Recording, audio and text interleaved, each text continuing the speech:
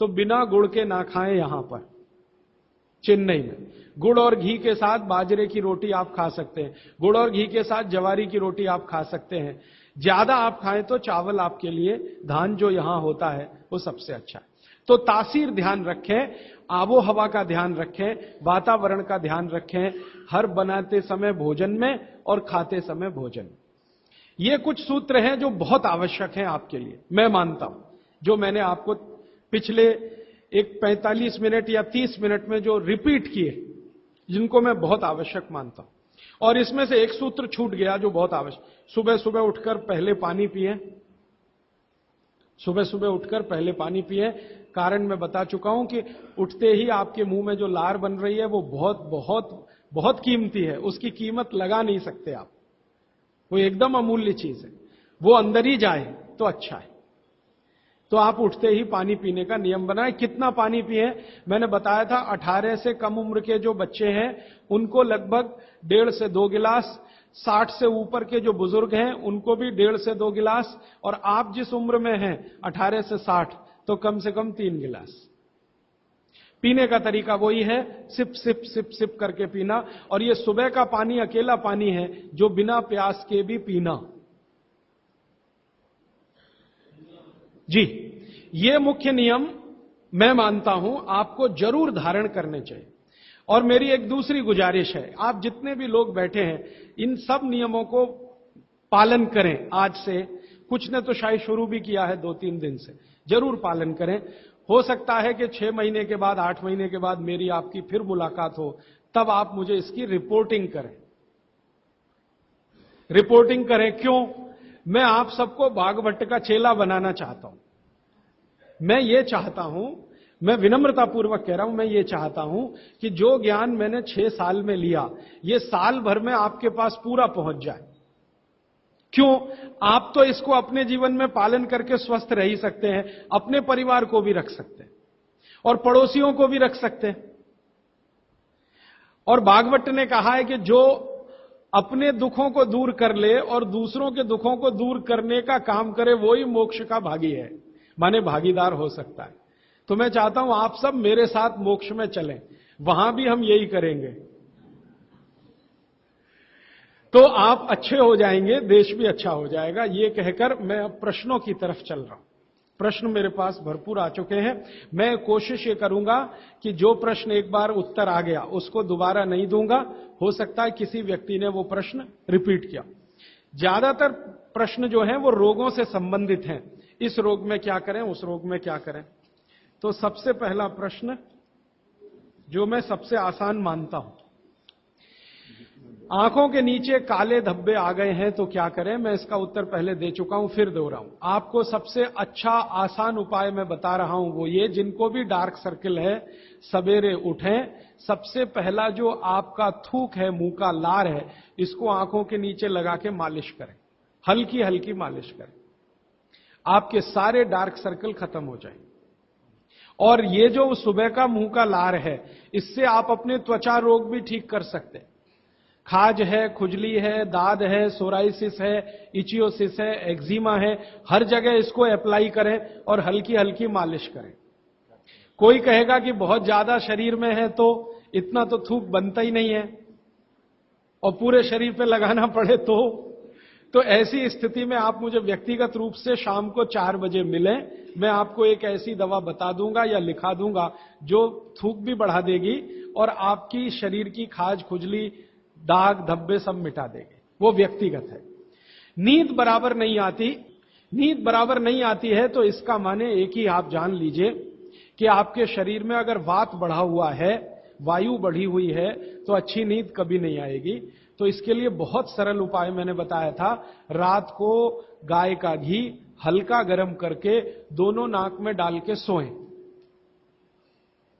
गाय का घी हल्का गर्म करके, जब वो तरल हो जाए उतना ही गर्म करें और एक एक बूंद दोनों नाक में डालें और हल्के से खींचें, ज्यादा तेज नहीं, बस इतना करेंगे अंदर चला जाएगा। बहुत खींचने की जरूरत नहीं है क्योंकि आगे चला जाएगा, जहां नहीं जाना चाहिए वहां भी चला जा सकता है। तो हल्का खींचकर छोड़ दें और सो जाएं, भूल जाएं। फिर नींद बहुत अच्छी आएगी, खर्राटे बिल्कुल बंद हो जाएंगे, स्नोरिंग बिल्कुल खत्म हो जाएगी।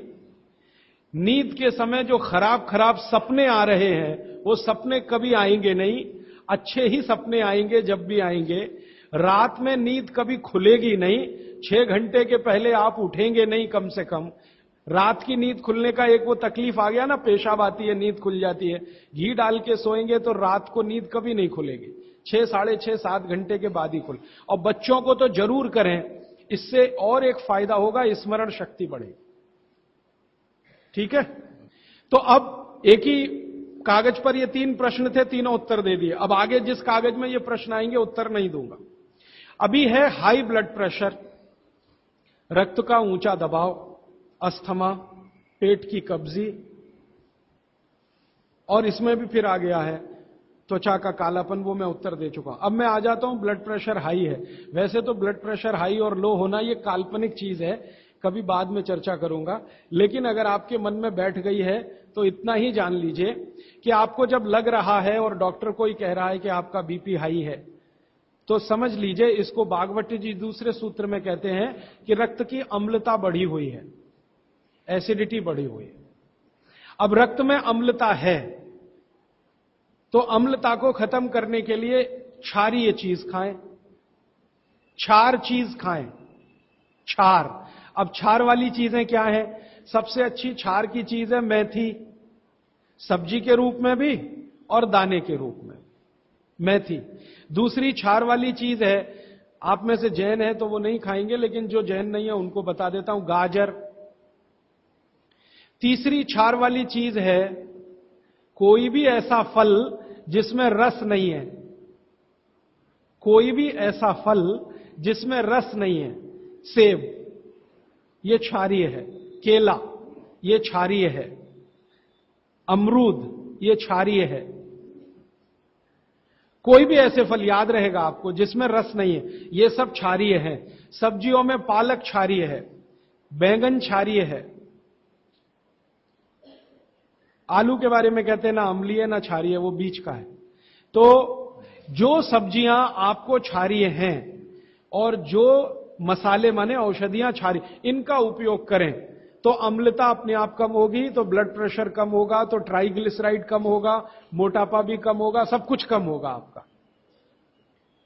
तो हमेशा याद रखें। तो मेथी दाने का उपयोग मैंने बता दिया है, पानी में डाल के रात को छोड़ दें, सुबह उठकर दाना चबा के खाएं, पीछे से पानी पिए। गाजर का उपयोग बता दिया, कद्दूकस में घिसें, गाजर ले लें और वो कद्दूकस की गाजर को खा लें। और क्षारीय चीज मेथी की सब्जी रोज खाएं, पालक की सब्जी रोज खाएं। हरे पत्ते की कोई भी सब्जी क्षारीय होती है, हरे पत्ते की कोई भी सब्जी क्षारीय होगी, और फल जिसमें रस नहीं है वो सब क्षारीय होंगे। बस याद इतना ही रखें। तो आप अगर उपयोग करेंगे तो हाई ब्लड प्रेशर तो जाएगा ही, उसके साथ ब्लड कोलेस्ट्रॉल कम रहेगा, ट्राइग्लिसराइड कम रहेगा, मोटापा कम होगा, पेट आपका कम होगा, और उसके अंत में हार्ट अटैक आएगा नहीं। ब्लॉकेज भी है तो निकल जाए। और एक क्षारीय चीज मैं भूल गया बताना, लौकी, दूधी। सब्जियों में सबसे ज्यादा क्षारीय कोई चीज है तो दूधी, माने लौकी ज्यादा खाएं, दूधी ज्यादा खाएं, और उसका रस भी पिए, कच्ची दूधी का तो और अच्छा है। जितने भी हाई बीपी के मरीज हैं उनके। अस्थमा, अस्थमा भी जो एक बीमारी है ना, वो वायु के प्रकोप की बीमारी है। तो अस्थमा ज्यादा है तो इसके लिए जो मैं बहुत बार बोल चुका हूं, फिर बोल रहा हूं, दालचीनी ये क्षारीय है, दालचीनी का उपयोग करें शहद के साथ। शहद क्षारीय है तो दालचीनी, शहद। शहद नहीं ले सकते तो गुड़। ये जो नारियल होता है ना, नारियल, मैंने आपको थोड़ी देर पहले एक बात कही है और मुझे याद आ गई, तो मैंने आपसे कहा जो भी फल में रस नहीं है वो क्षारीय है, और जो भी फल में रस है वो अम्लीय है। लेकिन ये नारियल अद्भुत फल है जो क्षारीय है रस होते हुए भी, तो ये क्षारीय है। अब ये क्यों है, ये बाद का विषय। तो आप अगर अस्थमा से शिकार हैं, दमा के शिकार हैं, तो नियमित रूप से नारियल खाइए, हरा नारियल खाइए, कच्चा नारियल जिसको कहा जाता है, चबा चबा के खाइए।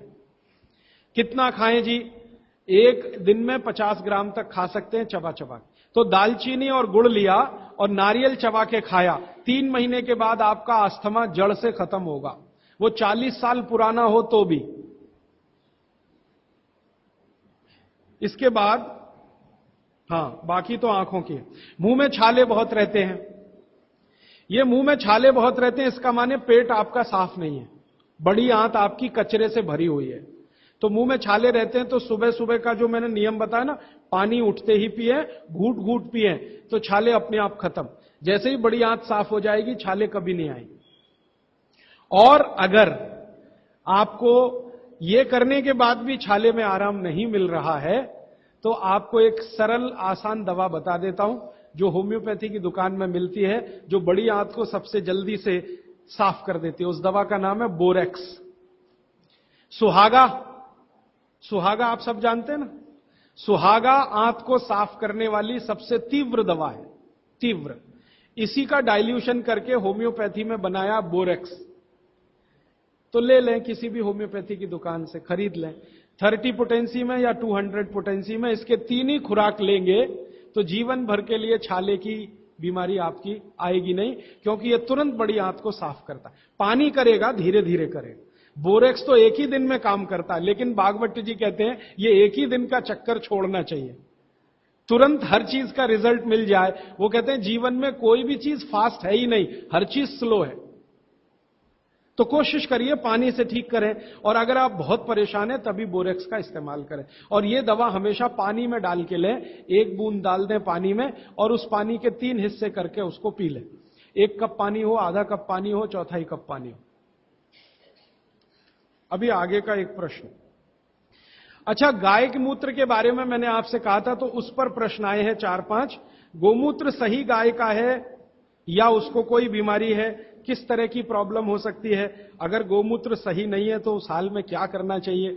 मैं आपको विनम्रता पूर्वक एक एक्सपेरिमेंट जो हमने किया वो बता देता हूं। गाय को हमने 6 साल जहर खिलाया। एक गाय पर यह एक्सपेरिमेंट हमने किया, 6 साल जहर खिलाया, सबसे खराब जहर खिलाया। उसका नाम है संखिया, अंग्रेजी में कहते हैं आर्सेनिक। तो हमने गाय को दिया, चारे में मिलाकर दिया, बहुत मामूली मात्रा में, क्योंकि हम जानते हैं ज्यादा देंगे तो गाय मर जाएगी। हमें यह देखना था कि ये थोड़ा थोड़ा जहर देते हैं तो उस पर असर क्या आता है। तो 6 साल जिस गाय पर हमने ये प्रयोग किया, वो गाय अभी भी जीवित है, अभी भी जीवित है और स्वस्थ है, तंदुरुस्त है। हमने हर बार उसको संख्या दिया और हर दिन उसके मूत्र में टेस्ट किया, आया कि नहीं आया। क्योंकि ऐसे कहते हैं ना, खाओ तो सब कुछ आने ही वाला है मूत्र में और ब्लड में। तो 6 साल लगातार उसको संख्या खिलाने के बाद भी उसके मूत्र में 1.0000 में चले जाएं, उतना भी संख्या कभी नहीं आया। अद्भुत है ये। अब मुझे पुरानी बात इसमें जोड़नी है। बहुत लोग कहते हैं ना, गाय के गले में शंकर भगवान का निवास है। वो शायद शंकर जी ने पी लिया। शंकर जी तो मशहूर है ना, खराब से खराब जहर पीने के लिए। तो शायद गले में शंकर जी हैं गाय के, तो वहीं रुका। और सच में हमने ये देखा, इसमें मैं एक्सेजरेशन नहीं कर रहा हूं। आप चाहें तो वो गाय कभी भी आके देख सकते हैं। हमने उसके गले के आसपास महसूस किया 6 साल में एक ब्लू कलर का रिंग बन गया है, ब्लू कलर का। और वहां से ब्लड निकाला, उसको टेस्ट किया तो उसमें पूरा संख्या है, माने आर्सेनिक है। गले के नीचे वो गया ही नहीं, गले में ही रुक गया। शंकर भगवान ने शायद रोक लिया। तो आप बेखटके गाय का मूत्र पी लीजिए।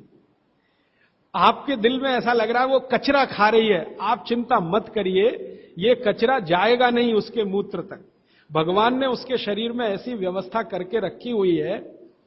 लेकिन अच्छा ये होगा आपके दिल और मन की तसल्ली के लिए कि गाय अच्छा चारा खाती हो, साफ सुथरे वातावरण में रहती हो और नियमित घूमने के लिए जाती हो, उसका मूत्र जरूर पिएं, वो सबसे ज्यादा लाभकारी तो है। लेकिन कुछ मजबूरी आ गई, मजबूरी से मतलब मैं समझाना चाहता हूं।